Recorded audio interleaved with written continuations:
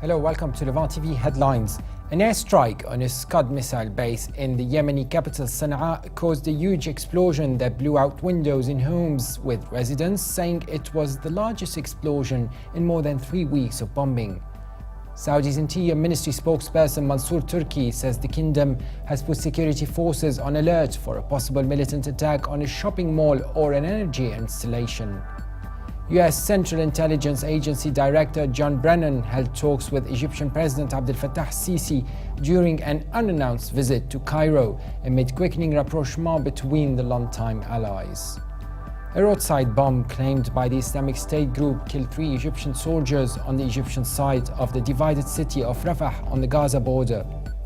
And a British teenager has been arrested in connection with an alleged Islamic State-linked plot to attack a World War I commemorative event in Australia. And now let's have a look at the top headlines in today's newspapers in the Middle East.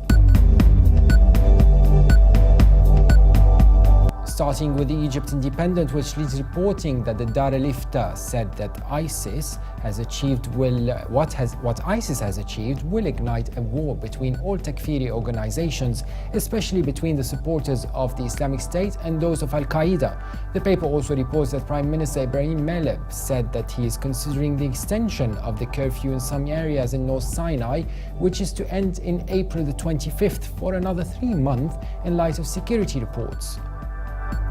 From the UAE, the Khalij Times leads reporting that the Yemeni commander of a vast military district covering half the country's border with Saudi Arabia pledged support to exiled President Abdrabbu Mansour Hadi. The paper also reports that the UAE cabinet has endorsed hosting the headquarters of the Joint Police Force of the Gulf Cooperation Council in Abu Dhabi. From Beirut, the Daily Star leads reporting that Lebanon has received its first shipment of French weapons financed by a $3 billion Saudi arms grant announced nearly a year and a half ago.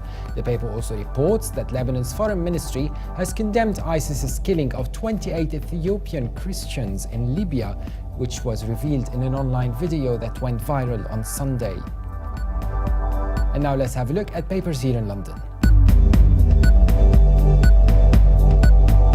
The Guardian leads Middle East news section reporting that an airstrike on a Scud missile base in Yemen's capital Sanaa caused a huge explosion that blew out windows in nearby homes. It is unclear if there were casualties from the blast, which hit the base of Fajatan mountain near Hada district, where the presidential palace and many embassies are located. The Telegraph leads its Middle East news section reporting that Israel will hand over more than £300 million in tax revenues to the Palestinian Authority today, after resolving a month-long dispute triggered by a row over International Criminal Court. And the cash transfer will enable the Palestinians to head off a burgeoning financial crisis that left the authority unable to pay the full salaries of 180,000 workers. Also from the UK, the Independent reports that ISIS's takeover of the northern Syria and its intentions to overrun Iraq were masterminded by a man named Haji Bakr, a former intelligence officer for Saddam Hussein. And in a lengthy report published by Der Spiegel entitled Secret Files Reveal the Structure of Islamic State, the German magazine said it had gained access to 31 pages of handwritten charts, lists and schedules that amount to a blueprint for the establishment of a caliphate in Syria. And now let's have a look at international papers.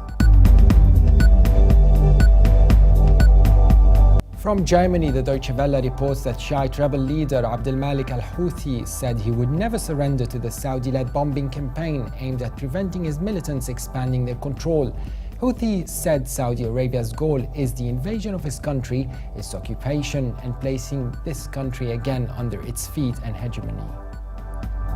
And finally, the New York Times reports that as the Middle East descends into proxy wars, sectarian conflicts, and battles against terrorist networks, countries in the region that have stockpiled American military hardware are now actually using it and wanting more.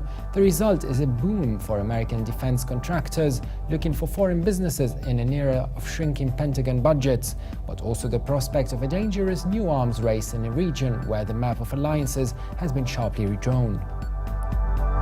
That was it for today's headlines. For more updates, please visit Levant.tv. Thanks for watching and bye for now.